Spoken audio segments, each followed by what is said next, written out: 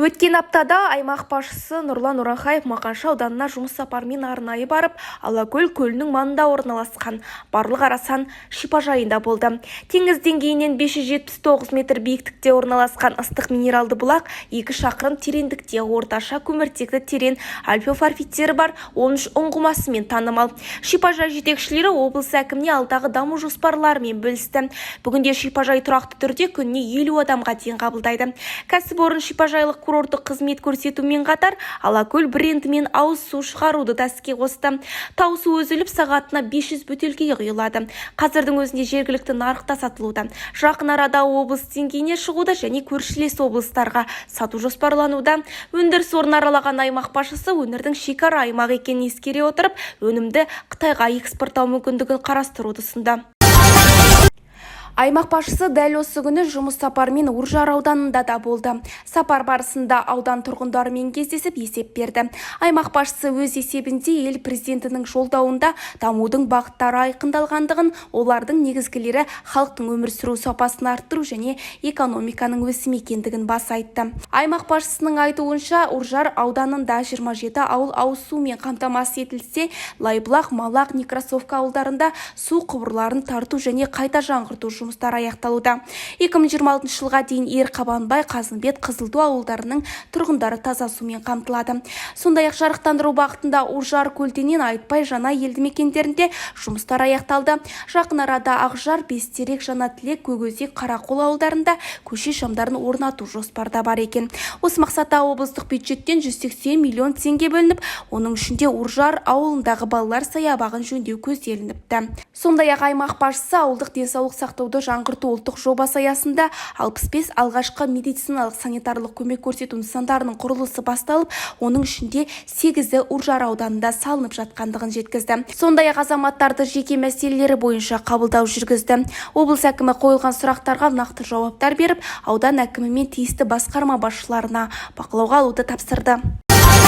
Абай облысының әкімдігі Астанада өткен 5-ші дүниежүзілік көшпенділер ойындарының жеңімпаздары мен жүлдегерлерін салтанатты түрде марапаттады.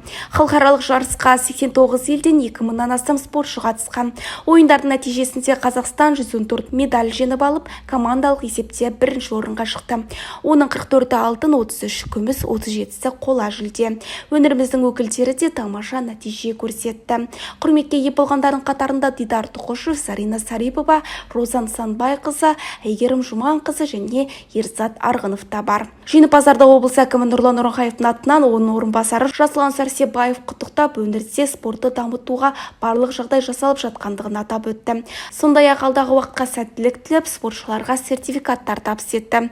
Бірінші орынға 1 миллион теңге, екінші орынға 700 мың теңге, үшінші орынға 500 мың теңге берілді. Абай облысындағы жылу желілерінің ұзындығы 401 шақырымды құрайды. Қазіргі таңда шарттар бойынша өңірдегі жылу желілеріне жалпы сомасы 18,5 миллиард теңгеге 28 жоба іске асырылуда.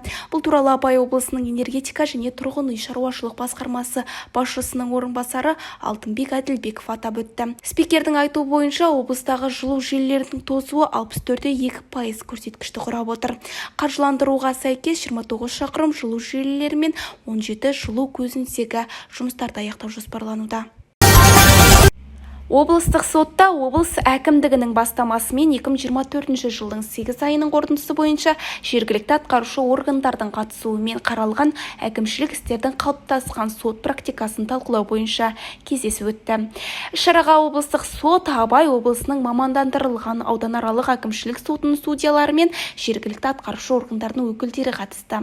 Отырыста азаматтардың құқықтары мен бостандықтарын қорғау, заңды тұлғалардың мүдделерін әкімшілік сот төрелігі аясында мемлекеттік органдардың заңсыз әрекеттері мен шешімдерін қорғауға қатысты бірқатар мәселелер талқыланды.